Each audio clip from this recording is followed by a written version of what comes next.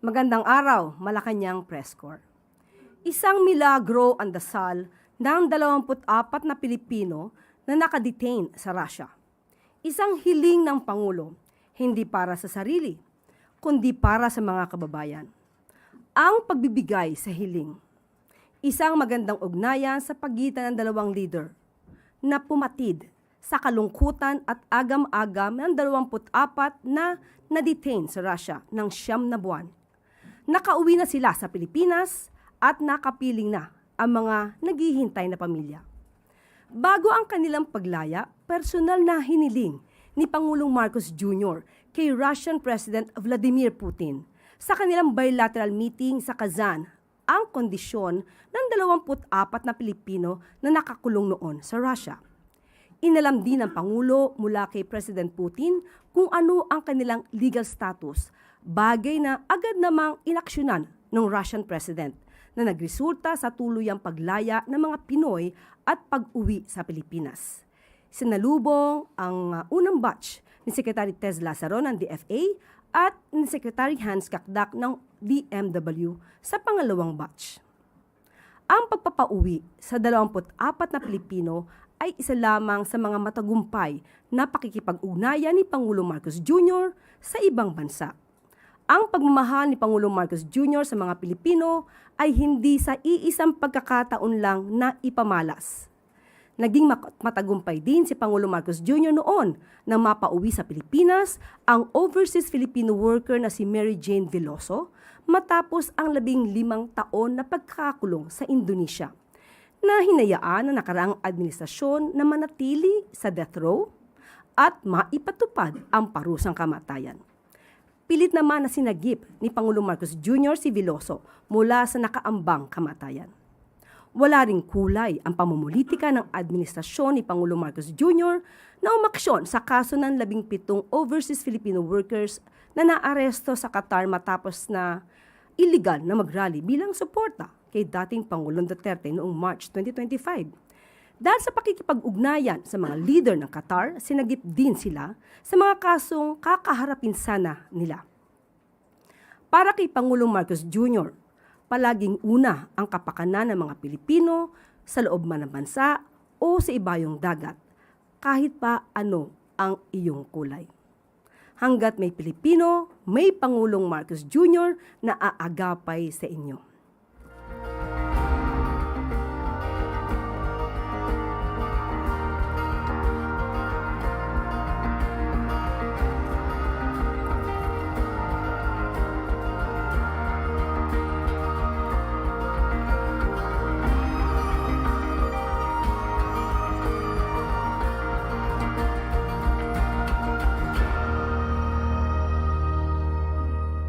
Isang pasasalamat para kay President Vladimir Putin at sa ating Pangulo, Pangulong Ferdinand R. Marcos Jr.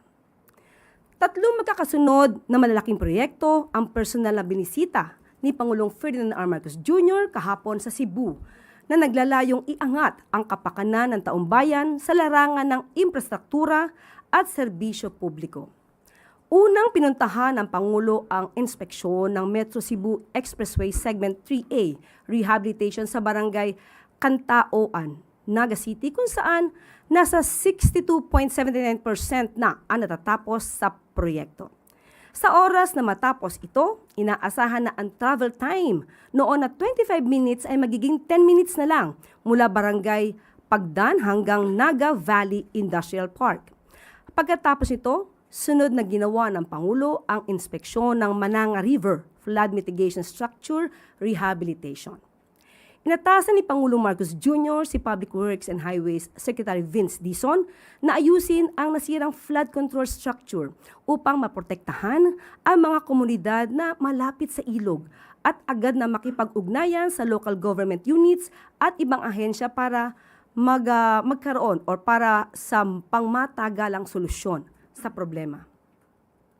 Ang flood control structure ng Mananga River ay nasira noong November 2025 dahil sa bagyong Tino.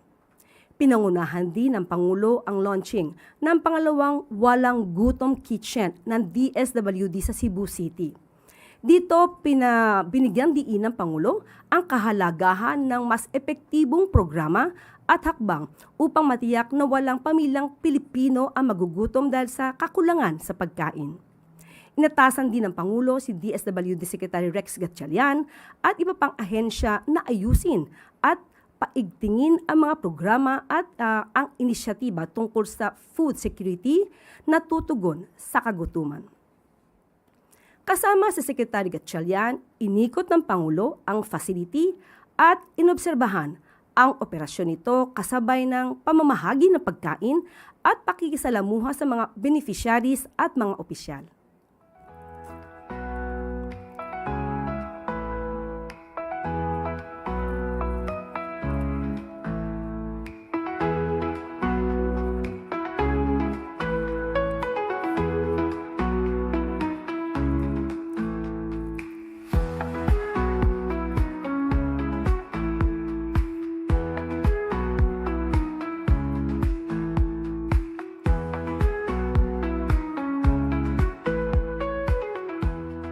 Ngayong araw ay makakasama natin ang spokesperson ng PNP na si Colonel Allen Reyco kaugnay ng investigasyon sa nangyaring shooting incident sa San Jose National High School sa Tacloban, Leyte.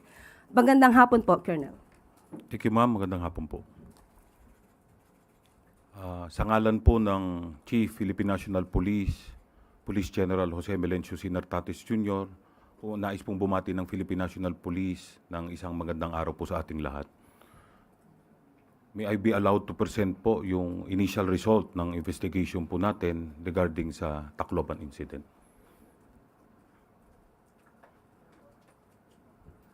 Next. So ito po, nagkaroon po ng shooting incident sa kaalaman po nating lahat noong June 22. At ang involved po dito ay ang dalawang CICL natin, isang alias Rod, 15 years old, at si alias Nash po na 14 years old. Sa kasamang palad po, meron pong nasawi na 3 at meron pong nasugatan na puro estudyante, puro mga minor na 20 po. 15 of whom ay because of firearm-related injury. At 5 po ang dahil po sa panic. Meron pong mga tumalon, merong mga nadapa. So ito po ang na-recover natin. Isang caliber 38 na arms core, pag-aari po ng isang security agency based in Cebu City. So the CSG was already directed to conduct an investigation regarding dito sa firearm po na ito. At ang isa pong 9mm Glock 17 na naka-issue po sa isang policewoman assigned sa Police Regional Office 8. Ang policewoman po na ito ay under restrictive custody na. She is undergoing pre-charge investigation and will also undergo yung summary dismissal proceedings. Ito po ang na-recover natin. So at least 34 bullets were fired. 21 po na fired cartridge cases at 13 po pong cartridges. At yung mga bala po mismo.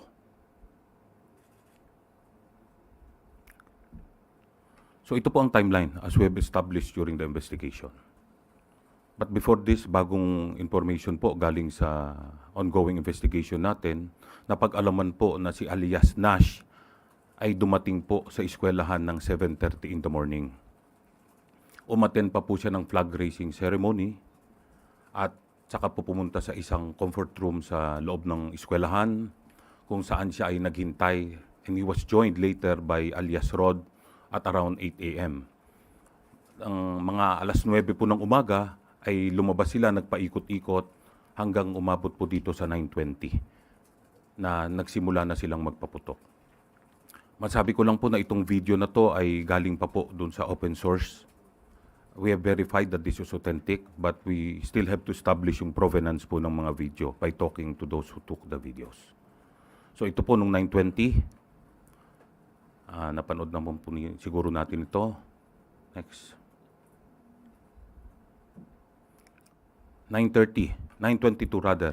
After 2 minutes, dumating po yung ating responde, yung ating mga kapulisan. ito po nakikita natin. At 9:30, the first CICL was subdued by a personnel from the BFP as well as one of our intel personnel ng Tacloban City Police Office. Na-recover po sa kanya yung caliber 38 still containing 5 live rounds at isa pong fired na bullet. So isang beses lang po siya nakapagpaputok. Ito po, nung kiniklear na natin yung area, dinadala na po yung mga biktima sa hospital. Next. Ito na po yung clearing natin. In-ensure po natin, of course, yung na area ay safe na. Wala na pong ibang kasama nila at wala na pong danger sa mga nasa paligid po. Ito po naman ay tinan over ng mga concerned citizen ang pangalaw pong nating CICL. Nakuha po siya at itinurn over sa Police Station 1 ng Tacloban City. Na-recover rin po sa kanya ang yung 9mm na may naka-insert pa po na magazine at mayroon pa pong 3 bala na hindi niya po naiputok na. Ito po, kinandak na po sa kanila ang medical examination and at 11, they were properly turned over to the CSWD of Tacloban City. Ito po ay, since they are considered as very dangerous, ay kasama po rin ang pulis natin doon sa opisina po ng CSWDO. Ito po ang mga actions taken natin. So we conducted crime scene processing, at ito pong mga CICLs natin ay nag-undergo na rin ng and we have already the result. They are both positive for gunpowder nitrates. So, ibig sabihin po sila ay nagpaputok po pareho.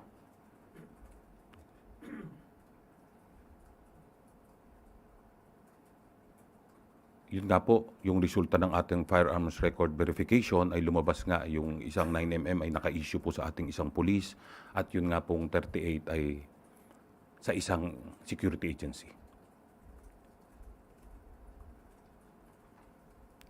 Alinsunod po sa direktiba ng ating mahal na Pangulo, President Ferdinand Bongbong Marcos Jr., as well as ang ating pong SILG Secretary John Vic Rimulya, agad pong ipinag-utos ng ating Chief PNP. Unang-una po ang comprehensive review ng lahat po ng ito. Existing security protocols para po sa prevailing sa ating pong mga eskwelahan. Ito pong access control and entry procedures. We are recommending na yung pong mga schools na malalaki, na marami pong ingress at egress ay ilimit na lang po sa 1 o 2 para po mas ma-monitor natin ang mga pumapasok. Also, yung anti-bullying policies, sinasabi po na puro sa papel lamang.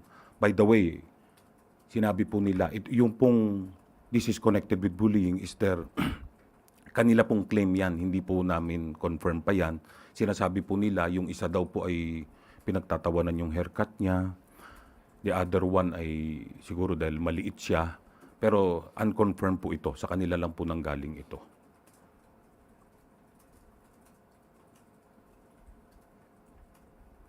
Also, papalakasin po natin yung coordination mechanism between the law enforcement, the barangays, as well as the schools po natin. And isa pa po ay yung we are planning to conduct simulation exercises kagaya po ng earthquake drills natin na kung saan ay matuturuan po ang ating mga estudyante at ating mga guro at lahat po kung paano po mag-react o ano po ang gagawin in crisis situations to include active shooter situations.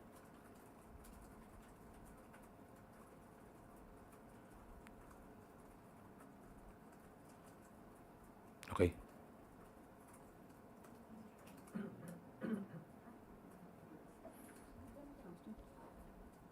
Katanungan mula sa MPC. Unang tanong mula kay Ivan Mayrina, GMA7.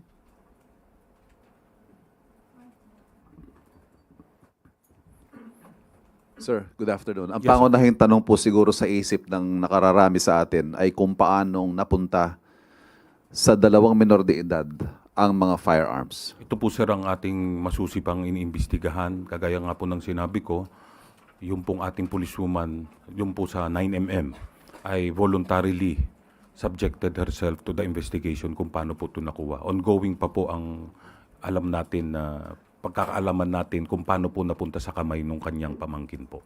And as to the 38 revolver na pag-aari ng security agency, may connection ho ba yung bata sa Yes, sir. security agency? We're still tracing kung kanino pong gwardiya naka-issue itong firearm na ito at ano po ang connection niya dun sa isa pa po nating si ICL. Sir, may umiikot po sa social media supposed screenshots of conversations between the two CICLs.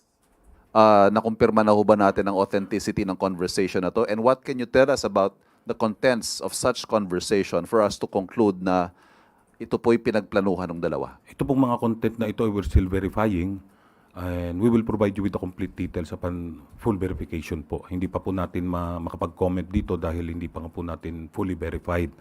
We can only say na doon po sa initial na investigation natin, lalo na po itong si CICL alias Nash, ay heavily influenced po ng online content. Meron po kaming nakita na ano niya, aside from his own post na mga violent videos, meron pa pong tinitignan tayo na iba pa pong grupo or mga kinakasalihan niya kung saan na pwedeng nag-udyok sa kanya para gawin po ito. So, sir, are we confirming the authenticity of the conversation pero inaaral lang natin or not yet? Not yet, sir. Not yet. We cannot confirm yet that it's authentic. Okay. Sir, last na lang from my end. Meron hong sinasabi din na yung suot na t-shirt nung the younger one, yung KM-FDM, yun din daw ang suot ng ilang mga na-involved na rin sa mga previous shootings in the United States, in particular yung KM-FDM. What do we know about this? Meron ho bang koneksyon itong mga batang ito sa isang bigger group, perhaps outside of the country na nambuyo sa kanila?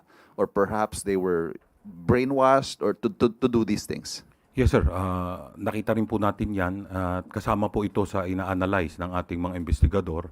At kagaya nga po ng sinabi ko kanina, we saw some indications na meron pong ibang grupo na pwedeng nag-udyok o nagtulak na kinakasalihan niya para po gawin niya itong bagay na ito. We will provide you with all the details po upon completing po yung ating investigation regarding. Salamat po. Sunod na tanong mula kay Tina Marali at The Manila Times. Good afternoon, sir. Sir, in light of what happened, will there be more police visibility within schools, not just in Tacloban, but around the country? And ano po ang coordination na ginagawa ng PNP with DepEd and other pertinent agencies? Yes, ma'am.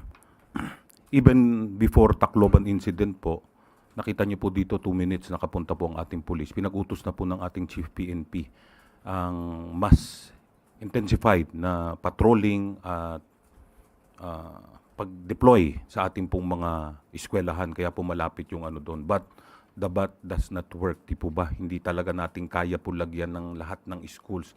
There are more than 40,000 public schools and around 6,000 private schools po all over the country. So that makes it around a little less than 50,000.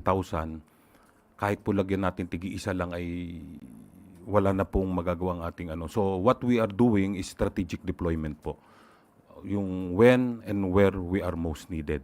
Ito po ay lalong pinaigting natin yung pagbabantay po ng ating mga ano. Kaya nga po kasama dito ay humihingi kami ng tulong at ng suporta ng local community po, the LGU, lalong-lalo na po ng barangay. Makakatulong po yung mga tinatawag nating force multipliers, yung mga barangay tanod po, para po mas mabantayan at mas magawa nating mas maayos ang kalagayan ng ating mga paaralan po. Sir, follow-up lang po. The President yesterday ordered a thorough investigation on the incident. May timeline po ba ang PNP on when you would conclude the probe? Generally, hindi po tayo nagbibigyan ng timeline dahil it will take as long as it takes, di ba, para po mas complete. Pero what we can promise you is tuloy-tuloy po at mabilis po nating iimbestigahan ito with urgency, lalo na po ay meron pong direktiba ang ating mahal na Pangulo po. Salamat po. Sunod na tanong mula kay Junel Maribojoc, UNTV. Sir, magandang hapon. May sinabi po kayo na meron silang sinalihan na group na posibleng nag-udyok. Ito po ba yung online games na kanilang sinasabing suspected na parang kinahumalingan ng isang alleged shooter? That's possible, sir, but I cannot comment, and of course, lalo na po to name yung mga games or ano na ito, na para po to not unduly prejudice yung pong public opinion against this ano. Baka po magkamali tayo sa mga games or mga ano na to. But suffice it to say, early indications po nagsasabi na heavily influenced nga po yung actions nila by online content. So, online community.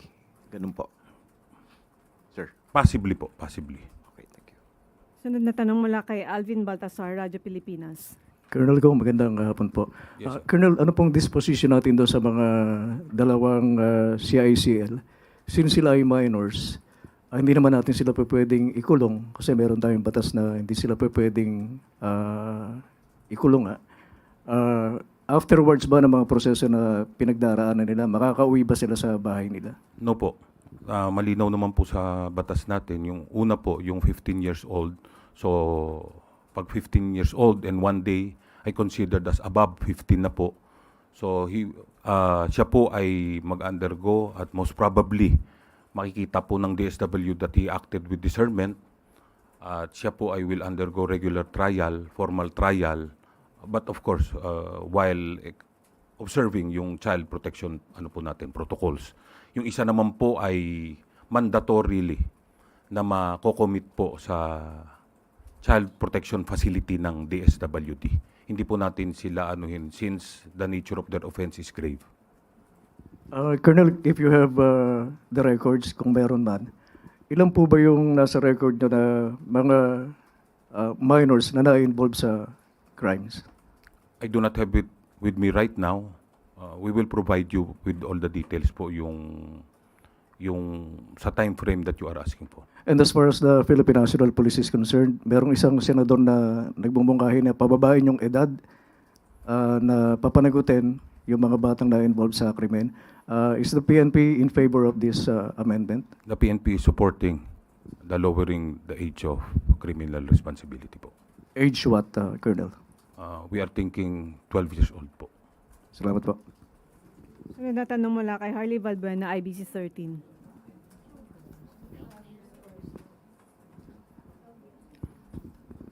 Hi sir, good afternoon. Sir, lumabas nga po sa initial investigation ng Police Regional Office 8 na possibly planado yung shooting since May pa.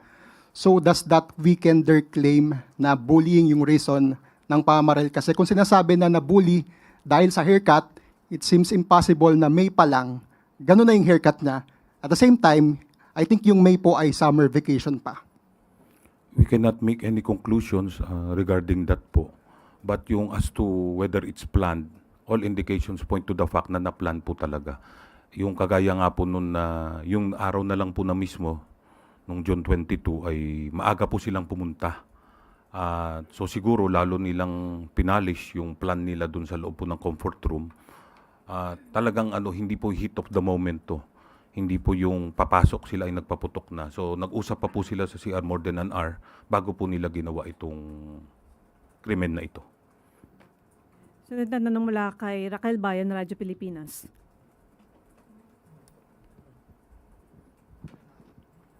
Sir, good afternoon. Na-profile niyo na po ba yung family ng mga bata? Kamusta po kaya yung upbringing nila, yung environment nila sa bahay? Sir, anything you can tell us? Kasama po ito ma'am sa titignan natin, but of course yung initial nga ay yung pamangkin po ng isang policewoman yung isa.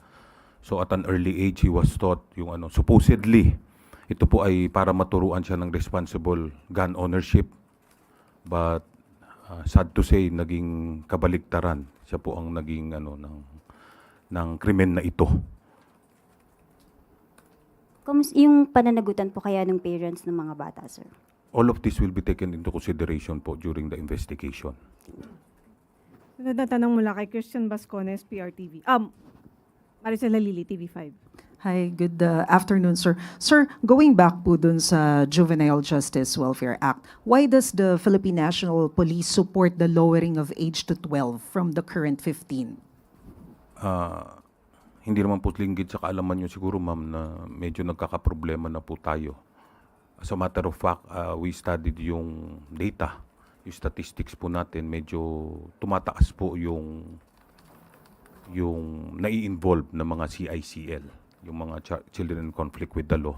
Kaya po sa amin ay titignan rin po naman kung may acted with discernment, di ba? Hindi mo naman kumbaga arbitrarily na kasama na kagad sila. Titignan pa rin naman po kung alam naman po nila ang kanilang ginagawa. And base po dito sa data na sinasabi ninyo, ano po yung pinakabata na na-involve doon sa mga crime cases? I cannot tell you with certainty right now, but as young, we have as young as 9, mga ganun po na, ano. Although not that serious na mga krimen po. And last na lang po, quick clarification lang. Yun pong sinasabi ninyo kanina na ang kinoconsider possibly baka online community yung may malaking influence dun sa dalawang minors sa Tacloban. Does it mean na sineset aside na po natin yung angulo na bullying or do we still consider other angles? Ilang angulo po yung tinitingnan natin? I don't think that it's mutually exclusive po. They could have been bullied and then it further strengthened yung influence po ng online content sa kanila. Thank you, sir. Sunod na tanong mula kay Eileen Taliping Abante. Sir, good afternoon. Bukod dun sa possible dismissal ng policewoman, meron ba rin siyang criminal liability dun sa nangyaring? Yes po. Meron po na pagkakulong dito. Of course, to sa administrative po niya, very possibly, she can be dismissed for malversation dahil sa infidelity po in the possession po ng kanyang firearm at may criminal liable din po siya sa pagkawala ng lumalabas po parang nawala niya yung baril eh. And of course, civil liabilities. That's not exempt her from civil liability. Thank you, sir. Last question mula kay Mads Moratillo, Net25.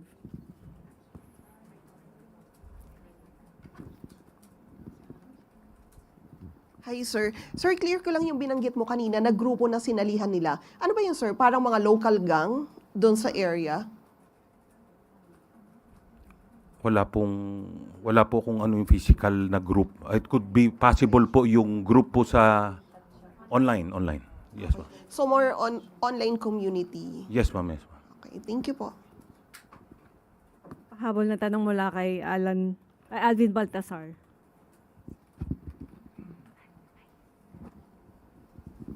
Colonel, ihabol ko na lang. Nung nakausap ba yung dalawang involved doon sa crime, nakitaan ba sila ng remorse? Mahirap po mag-conclude regarding their state of mind. Pero siguro, lahat-lahat naman po tayo, nakita natin yung pictures. I don't think that there's any remorse on their part. Pero yun nga po, hindi po natin mababasa yung kanilang kaisipan at kanilang kalooban. Salamat po, Colonel. Isa pa pong pahabol na tanong mula kay Ivan Mayrina, GMA7. Sir, yung bilang po ng mga basyo at yung mga hindi pa pumutok na bala, ibig sabihin nakapag-reload pa ho yung dalawang gunman, ano? Yung isa nga po ay nakapagpaputok lang sir ng isang beses. Kaya yung una po nating nakuha or na place into custody, nakuha po sa kanya yung 38, meron pa pong 5 hindi pa na ipapaputok. So alam po natin, 6 ang laman, isa lang po ang napaputok niya. Yung isa po nakapag-change magazine pa. Yung pong alias Nash, yung mas bata po. So nakapag-change magazine perhaps more than once. Kasi ho, sa dami ho ng tinamaan, unless 1:1 yung tama ho niya, no? Pero kung 1:1 ang tama niya, it means nakapag-reload siya more than once. Possibly po, but we were only able to recover 2 magazines. Isa po dun sa site, tapos isa po na nakasaksak pa sa kanya, sa 9mm, kung saan itinapon niya po doon, nakita niyo po kung saan siya na-apprehend or nakuha ng ating mga mamamayan. So does it add up? Yung mga bilang ng bala, bilang ng mga basyo, at bilang ng mga tinamaan? Yes po, as I've said sir earlier, at least, nakapagpuputok po silang at least 34. Thank you. Okay, wala nang tanong mula sa Malacanang Press. May isang pahabol pa daw po, sorry, mula kay Tuesday New. Sorry, ma'am. DCWB. Sir, natumbok, dito sir. Yes ma'am. Natumbok nyo na ba sir kung paano na ipasok doon sa loob ng eskwelahan yung baril at 2 magazines pa at saka yung isa pang revolver, hindi ba sila dumaan doon sa pagkapkap ng mga security, doon sa gate? Paano sila nakapasok ng may bit-bit na armas? Kasama po ito sa pinag-aaralan natin at tinitignan natin sa investigasyon, and it will also be included po sa recommendations natin sa DepEd kung paano po natin ginagawa. Kagaya po ng sinabi ko kanina, yung security protocols, existing security protocols po, medyo obvious po na siguro may konting pagkukulang sa ating security protocols na existing. Kaya titignan po natin kung paano po natin mas mapapalakas ang seguridad po sa ating mga paaralan. And will this incident, sir, warrant na kailangan na rin sigurong magkaroon ng adjustments or retraining sa mga security agencies para hindi na maulit yung ganito? Isa po yan sa titignan natin, madam. At of course, in coordination with the DepEd, kung paano po ang relationship natin as to the provision of security po from the Philippine National Police. Okay, thank you, sir. Okay, maraming salamat, Malacanang Press Corps. Maraming salamat, Colonel Allen Reyco. Balik sa iyo, Yusek Claire. Karagdagan tanong lang, sir. Yes, ma'am. Sir, age sila, ang edad nila 14 and 15. Yes, ma'am. Pareho silang estudyante. Opo, ma'am. Okay. So, alam ba nila, batid ba nila na wala silang magiging criminal liability? Yun po ang tinitignan natin, ma'am. Yun nga ang, kasi nasa tamang pag-iisip po sa initial evaluation natin sa kanila, ma'am. So, most probably, iniisip po nila that they will escape, they will be exempted from criminal liability, ma'am. But nagkamali yung isa, dahil above 15 na siya, pwede na po siyang itry as dahil above 15 years old na po siya, tapos may... Pero below 16 siya, sir. Yes, ma'am. Yun, ni-review na rin po natin, ma'am, na 15 years, upon your birthday at nag-one day na, ma'am, considered po na above 15. Yun din po ang pinag-ano namin kanina, ma'am. So, yun yung legal opinion Yes, ma'am. na binibigay. Yes, So, tingin nyo, sir, because madalas naman na pag-uusapan na kapag ka 15 and below ay hindi nakukulong. So, most probably, pwedeng yun ang nasa isip nila. Kaya ganun, sabi nyo nga parang walang remorse feelings eh. Pwedeng kayang ganun yung isip na hindi naman ako makukulong eh. Tama po, ma'am. Kaya nga po ang Philippine National Police, ma'am, Philippine National Police po ay in support of lowering yung ating pong threshold ng criminal responsibility po dun sa age po, ma'am. Isa pa po, sir. Katulad halimbawa, di ba nakapasok na sila sa school? So kahit may mga pulis tayo sa labas, wala nang jurisdiction yung pulis pag nasa school na yung mga bata. Yes, ma'am. Di ba alam po natin ang mga paaralan ay zones of peace. Hindi po pwedeng basta pumasok ang ating kapulisan except for exigency situations. Kunyari, kagaya po nito na mayroon ng nagpapaputok, mayroon ng violent attack, tsaka po kami papasok. We have to ask permission po from the school authorities dahil hindi nga naman po magandang tignan na mayroong paikot-ikot po na pulis sa loob ng school na may armas. Pero ito nga po, ma'am, kaya isasama po natin sa pagre-review yung security protocols kung ano po ang pwedeng maging adjustments dito since nangyari na nga po ito, ma'am. So, pag ganun, sir, di ba, ito karaniwan to, kapag ka ikaw ay estudyante, normally hindi ka naman kinakapkapan na ng security guard eh.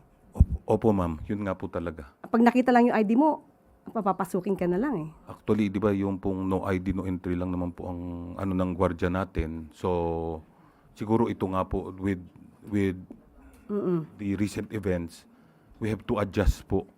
At yung ano po kasi dito, ma'am, yung practicality, yung mga school, yung mga paaralan na mayroon pong thousands of students, how long will it take for them na kapakapan po natin lahat? Yung po ito yung mga considerations that we will be taking. Pero sir, buti naka-respondi po agad ang PNP sa loob ng 2 minuto. Yes, ma'am.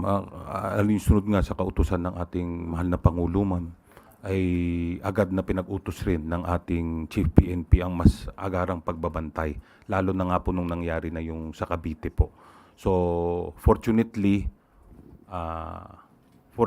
po dito sa event na ito, at we cannot say naman na fortunate po talaga dahil po Pero at may least nasawi, nakahanda. pero po nakahanda at nakapunta po.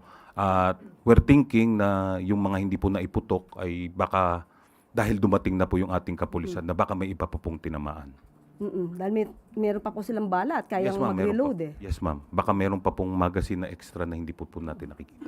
Maraming salamat po, Colonel Alan Ray ko sa inyong pagpapaliwanag sa nangyaring insidente. Maraming salamat po. Thank you po, ma'am. Thank you po.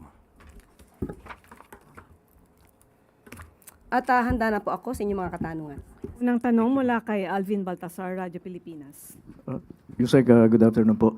Yusek, merong mga mayayamang bansa gaya ng Australia, France, UK, na strict yung kanilang implementation doon sa batas nila na nag-i-impose doon sa paghihigpit sa social media access ng mga minors kasi sa issue ng cyberbullying, mental health. Nakikita mo ba ng Pangulo na kailangan ding repasuhin ng Pilipinas yung access ng mga bata sa social media and eventually humiling sa Kongreso na magkaroon ng batas tungkol dito? Actually, napag-usapan po yan na nai-report nga po na itong mga batang ito ay gumon sa paglalaro ng online gaming na marahas. So, napag-usapan po na yung mga ganong klaseng app ay dapat na maban sa Pilipinas. So, maganda pong mungkahiyan at sana makagawa agad ng batas at open po ang Pangulo sa ganyang mga panukala. May effort po ba ang Pangulo na makapag-usap sa Congress para mabilis na maisulong ito, Yusek?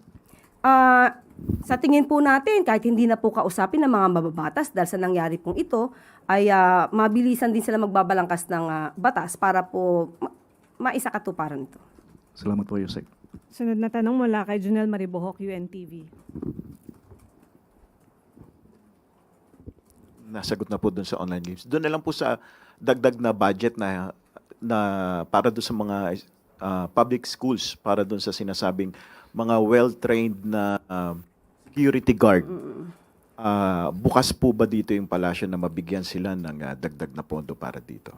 Yan po ay naitanong din po natin at kung kinakailangan po talaga ay kailangan po magdagdag ng budget. Pagka ito po ang pinag-usapan natin para po sa seguridad ng ating mga kabataan at mga mag-aaral. Sunod na tanong mula kay Leth Narciso, DZRH. Yusek, dahil nga po dun sa Tacloban shooting incident at sa iba pang school-related violence na kinasasangkutan ng mga menor de edad, nabuhay yung debate sa kung dapat bang ibaba yung age of criminal liability. Ang si Senator Robin Padilla, sabi niya, ang tanong niya, may special session kaya yung kanyang panukala tungkol doon. Ang Malacanang po ba nakikita yung pangangailangan na amyendahan ang Juvenile Justice and Welfare Act? Depende po yan kasi kung ano po makikita na version ng Pangulo at kung ito naman ay magiging mas makakabuti sa ating mga kabataan at sa pagpapatupad ng ating batas ay sasang-ayunan naman po ng Pangulo yan. Doon po sa mga tumututol, mga nagsasabi na hindi kailangan. Ang sinasabi po, kailangan ay ipatupad na mabuti yung batas. At isa po dun sa naging nakapaloob dyan yung mapondohan, halimbawa yung child caring institutions. Na pagtutuon ng pansin po ba ito ng pamahalaan? Ganito yan eh. Itong batas po natin ngayon, hindi naman ibig sabihin na pag ikaw ay 15 and below, definitely, wala kang criminal liability, pero may mga interventions na gagawin para ikaw ay ang iyong attitude, behavior mo ay makorek. Ang tingin natin na medyo may pagkukulang dito dahil pag inisip natin na 15 and below, hindi na kinakasuhan. Pinapakawalan na lang. Nawawala yung pagpapa-implement, pag-i-enforce nung sinasabing intervention. So isa yan sa nakikita natin na kakulangan. Pero nakikita rin po natin ang nasa isipan ng mga miyembro ng PNP na ang mga kabataan po ngayon ay mulat na kung ikukumpara noon. Nakikita po natin na pag sinabi natin ay hindi ka naman makakasuhan, mas malakas yung loob nila na gumawa ng hindi maganda.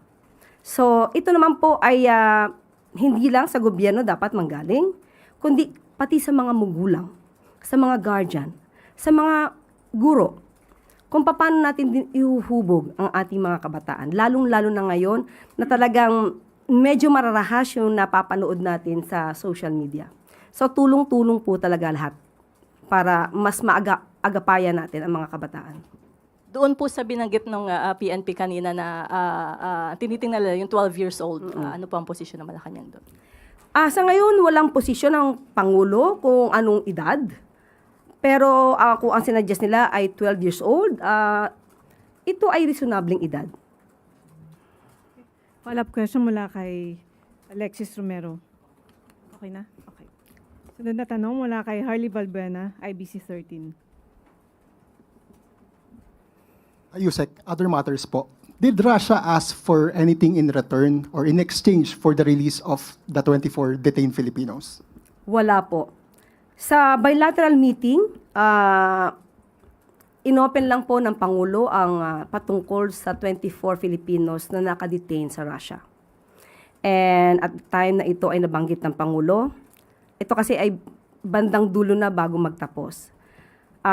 Of course, hindi natin inaasahan at hindi din naman inaasahan agad ng Pangulo kung ano yung magiging response ni President Vladimir Putin. Pero ikinagulat na nga niya na may mga Pilipino na nasa Russia at agad-agad niya sinabi na patitignan kung anong estado ng mga kababayan natin doon at bibigyan ng solusyon ng naaayon sa batas at naaayon din naman sa polisiya. Dahil sinabi ng Pangulo bago niya ito hilingin ay pinauna niya na nirerespeto ng Pilipinas ang batas at polisiya ng Russia.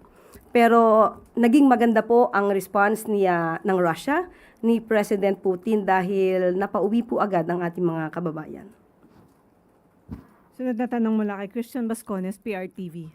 Yusek, isang buwan na lang bago ang nakatagdang SONA ng Pangulo. Kamusta po ang paghahanda po? Naghahanda naman po. Naghahanda naman. Of course, definitely. Alright, follow-up question po. Last SONA, ang pinaka-magical word na binanggit ng Pangulo ay mahiya naman kayo.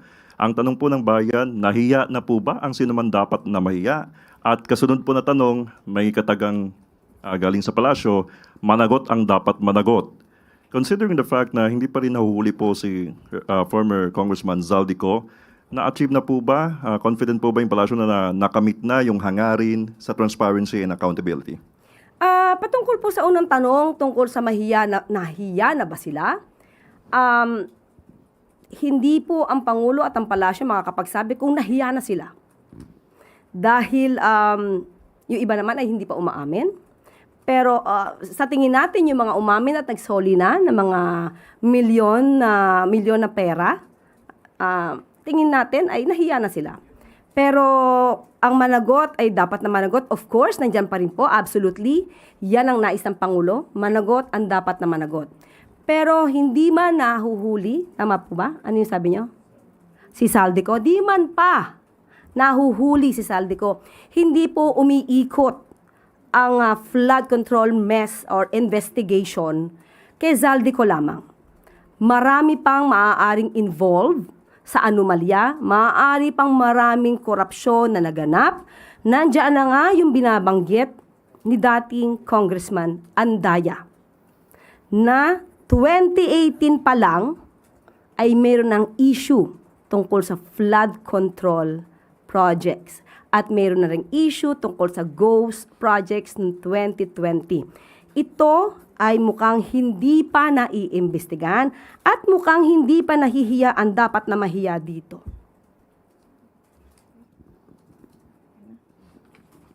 Okay, sunod na tanong mula kay Tina Maralit, The Manila Okay. Times. May follow-up question yata. Sino po ba ang binabanggit ni Congressman Andaya na hindi naimbestigahan at hindi mga napanagot? Taong 2018, taong 2020, sino ba ang napanagot? Sa panahon lang po ni Pangulong Marcos Jr., nagkaroon ng malalimang pag-iimbestiga patungkol dito. Tina? Yeah, good afternoon, ma'am. Ma'am, the President yesterday mentioned that muli na pong magkakaroon ng pondo ang flood control projects. Isasama na po ito sa National Expenditure Program for 2027. Kasama na po ba dito yung mga pinahintong questionableng flood control projects? Depende po. Kasi kung yan po ay talagang project at nahinto lamang dahil sa hindi ginawa, naging ghost projects, pero kinakailangan gawin, kailangan pong pondohan. Ano po kaya masisiguro na hindi na po mauulit yung massive corruption na nangyari in the past? Yan po ang pangako ni Pangulo Marcos Jr. And of course, nandiyan naman din po si Secretary Vince Dizon. Lahat naman po ay nakamonitor, pati po ang DBM ay hindi naman bibigay agad ng pera kung hindi po tama ang magiging proyekto. Yun, ma'am. Ma'am, on another topic, over the weekend, Vice President Sara Duterte visited the earthquake victims in Sarangani. And habang ina-address niya yung crowd, she quote-unquote jokingly said na ang mga masamang damo matagal mamatay, BBM. Sinundan niya ito ng statement na umuwi na tayo, baka suspended na tayong lahat dahil grabe talaga silang mamersonal. Dahil daw po mahilig mag-suspend ng mga opisyal ang administrasyon sa mga nagkikriticize dito. Ang reaction po. Ang Pangulo, ang administrasyon na ito ay tumutupad sa batas. At least, ang sabi niya ay masususpend kung nakikriticize. Alam naman natin na kinakasuhan lang naman kung nagkakaroon ng fake news, nagpapakalat ng fake news. Kung sinususpend, wala pa po akong nabalitaang sinuspend. But, if ever may masuspend, kritiko, at least, hindi na EJK. Buhay pa rin. Patungkol naman sa sinasabing masamang damo, madaling mamatay, BBM, sa aking pagkakaalam ay nabanggit niya si dating Pangulong Duterte, kinukwento niya about this. So, tama naman na masamang damo ang pagkakadescribe niya sa kanyang ama. Dahil, sino ba ang umamin na siya ay pumapatay? Sino rin ba ang umamin na siya ay nagnanakaw ng pondo ng bayan? Sino rin ba ang umamin at tingin po natin ito ay nasa lahi na nila? Sino ba ang umamin na may assassin? Sino ba ang gumagamit ng marijuana habang siya ay presidente na? Yan naman ay inamin lahat ng kanyang ama. So maybe tama ang pangulo, tama ang vice presidente sa pagkaka-describe sa kanyang ama na masamang damo. Pero yung tungkol sa matagal mamatay, ang pangulo naman nung siya ay nagkasakit at mukhang maraming humihiling na siya ay mawala na dahil maraming gusto na siya ay mawala sa pwesto. Anong sabi ng pangulo? Huwag naman kayong masyadong excited. Diba? Yung mga nagmamadali lang siguro na makapwesto, yan ang humihiling na mawala ang Pangulo. Pero ang sabi ng Pangulo, huwag kayong excited. Ma'am, what do these so-called jokes? Anong signal po kaya ang nabibigay nito sa publiko? Especially, it came from the second highest official in government. Katulad po at uulitin ko, kapag ang Vice Presidente ay walang binabasang script, lumalabas ang tunay na kulay, lumalabas ang tunay na anyo.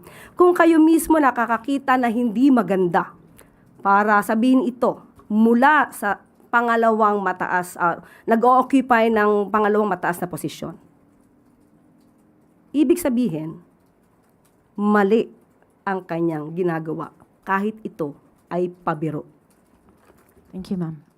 Sunod na tanong mula kay Jervis Manahan, ABS-CBN. Magandang hapon po, Yusek. 2 weeks before the start of the impeachment trial, naglabas po si Vice President Sara Duterte ng accomplishment report na doon po nakadetalya yung mga nagawa ng kanyang opisina for the past year. Ano po ang komento po nung palace po doon sa mga kanyang accomplishments? Okay. Noted. Part po noon sa kanyang accomplishment report, sinabi po niya na mas nahihirapan siya na maglingkod sa sambayan ng Pilipino dahil sa mga baseless criticisms at mga systematic attacks laban po sa kanya. Siguro talagang challenging sa kanya ang mga ganitong klaseng report kasi ang pagre-report sa taong bayan hindi naman nakukuha sa numero lamang.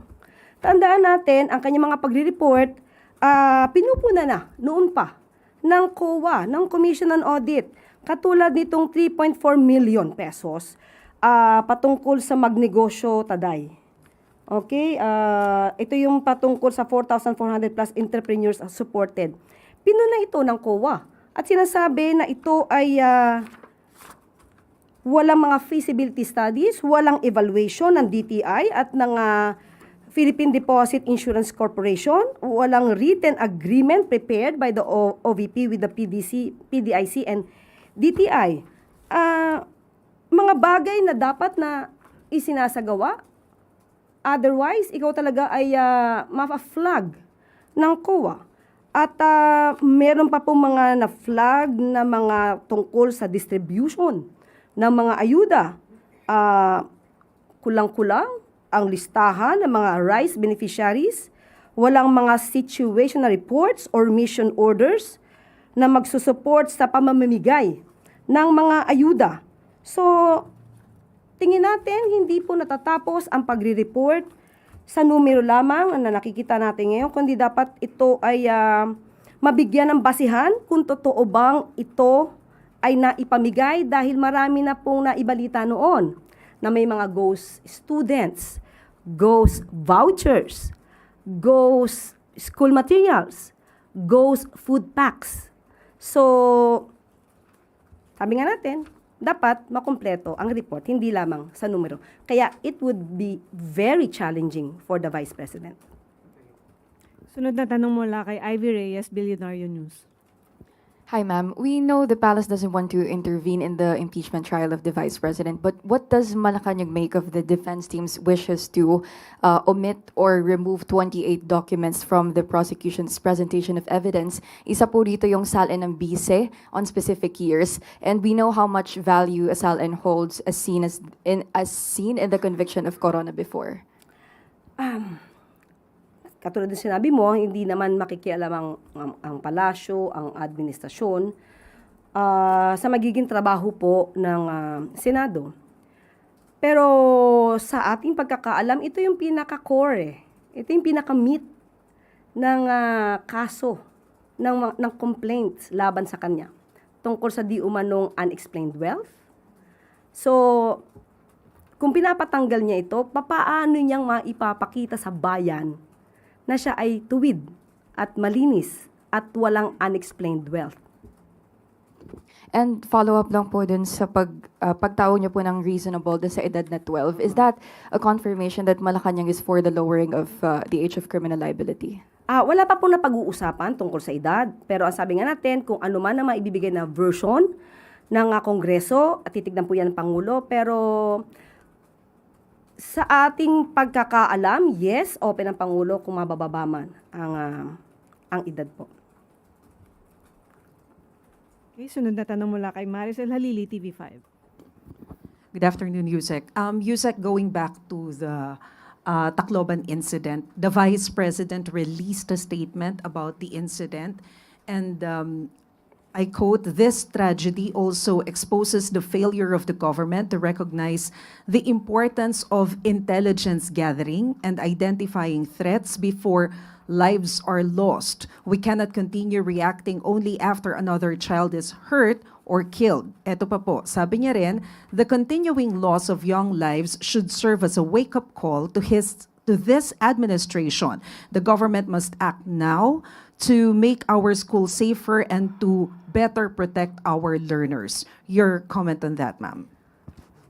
Ibig sabihin, estudyante dapat minomonitor para sa intelligence gathering. Hindi sila mga terorista. Sila ay mga estudyanteng mukhang di umanong gumunlang sa online gaming na marahas. At kung yan ang sinasabi niya na dapat na minomonitor through an intelligence gathering, bakit kaya noong 2019 sa Masili National High School, Calamba, Laguna, ay nagkaroon din ng barilan sa loob ng classroom? Isang 15-year-old, grade 7 student ang involved. This is 2019. It occurred 2019. Bakit hindi ito kaya nakita sa intelligence report ng kanyang ama? At ito, Meron pa rin po, terorista di umano ang nagsagawa. September 2016, Philippines bomb, Davao attack, blame on Abu Sayyaf. Bakit hindi niya kaya tinuruan ang kanyang ama para marisulba or ma-counter ito agad? Okay? Meron pa pong isa. November 29, 2016, 9 injured in bomb blast targeting Duterte's security team. Magaling naman po yata siya magpuna. Pero walang solusyon na naibibigay. Sana magbigay siya ng solusyon. At ito pa po. 2019, Duterte Honors Cup killed in school explosion. Hindi po ba dapat kung napakagaling niya magbigay ng suggestion, dapat ay tinuruan niya ang kanyang ama para ito ay na-prevent. May mga pagkakataon po na hindi maiiwasan ng mga ganitong sitwasyon, especially sa pangyayaring ito, mga estudyante, mga minor de edad, hindi terorista.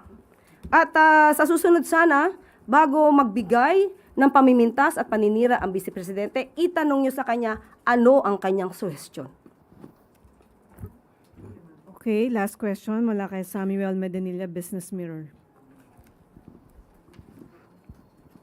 Good afternoon, ma'am.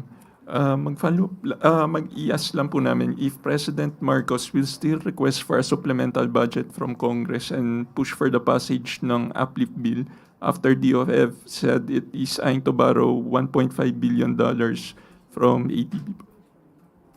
Okay, sa ngayon po, ito lang po ang aking maibibigay sa iyo, Sam, patungkol sa supplemental budget. According to DBM, the additional $3 billion for the Department of Migrant Workers to support repatriation and reintegration efforts was sourced from available funds or other savings generated through the implementation of NBC number 602 and NBC number 603 consistent with existing budgeting, accounting, and public financial management rules. At sa kasalukuyan po ay tinatanong ko yung patungkol sa paghingi ng loan sa ADB at hinintay ko pa lang po ang sagot ni Secretary Go. So most probably bukas ko po maibibigay sa iyo, Sir Sam. Follow up na lang po. Pero dun kay President Marcos po, hindi po niya ipupush dun sa mga Congress yung supplemental budget po. Sa ngayon po ay inaaral to ng DBM. Ang huli kong pakikipag-usap sa DBM ay inaaral pa po ito kung kinakailangan. Thank you po. Okay, wala na pong tanong mula sa Malacanang Press Corps. Balik sa iyo, Yusek Claire. Maraming salamat. Phase 1 ng Calbiga Bridge Rehabilitation sa Samar natapos na 2 months ahead of schedule. Mabilis na aksyon, pang matagalang solusyon. Ito ang nais makita ni Pangulong Ferdinand R. Marcos Jr. sa mga proyekto ng pamahalaan. Kaya naman ay ipinag-utos ni Pangulong Marcos Jr. kay DPWH Secretary Vince Dizon na pabilisin ang pagbubukas ng nasabing tulay at siguruhing madaraanan ito ng mga mabibigat na sasakyan. Dahil sa pagtuloy-tuloy ang daloy ng trapiko, tuloy-tuloy din ang agos ng progreso. Maliban sa double time na kilos na nagpapabilis sa pag-aayos ng tulay, itinaas na rin ang load capacity nito sa 15 tons matapos makumpleto ang phase 1 ng repair and strengthening works ng DPWH. Makakaasa ang mga motorista na ligtas ang pagdaan sa tulay at mas maayos na ang daloy ng trapiko at komersyo sa rehiyon. Para naman sa mga sasakyan na may bigat na hanggang 30 tons, maaari namang dumaan sa Calbiga Bridge mula 10 p.m. hanggang 5 a.m. gamit ang one-way traffic scheme. Tiniyak naman ng DPWH na patuloy pa rin ang rehabilitation works ng tulay upang lalo itong mapatibay at masigurong ligtas ang mga motorista na dumaraan dito.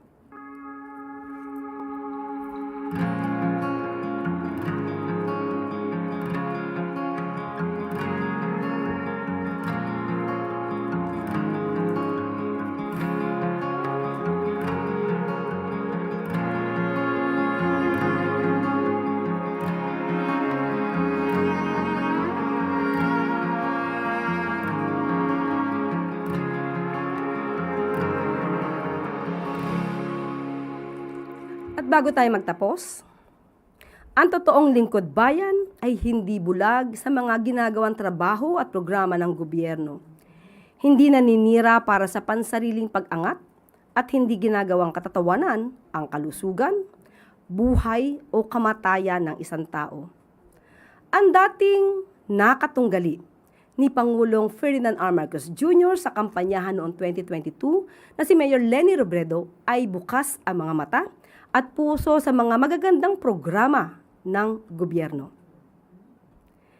Ikinalulugod niya at pinahahalagahan ang mga ginagawa ng administrasyon ni Pangulong Marcos Jr. Hindi niya tinatago ang katotohanan sa mga Pilipino ang agresibong pagpapatupad ng pangakong pabahay para sa mga benepisyaryo. Ibinahagi niya rin na hindi nakikita noon ang national government na ganito ka-agresibo sa mga proyekto para sa tao at ang budget for housing ay nagagamit ng husto at tama. Pinuri rin ng alkade ang sipag at ang pagiging mapagkumbaba ni Secretary Jose Ramon Ping Aliling ng DSUD dahil hindi madali ang pagsasakatuparan ng mithiin na Pangulong Marcos Jr. na magkaroon ng disenteng pabahay sa ating mga kababayan. Pero kinakaya niya. Ang dating katunggali ay nakikita ang sipag at dedikasyon ng Pangulo at ng mga miyembro ng gabinete sa paglilingkod sa bayan.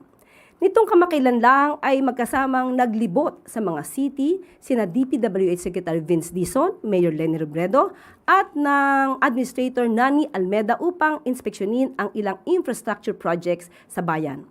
Walang hatakan pababa o siraan, kundi puspusang trabaho lang para sa bayan.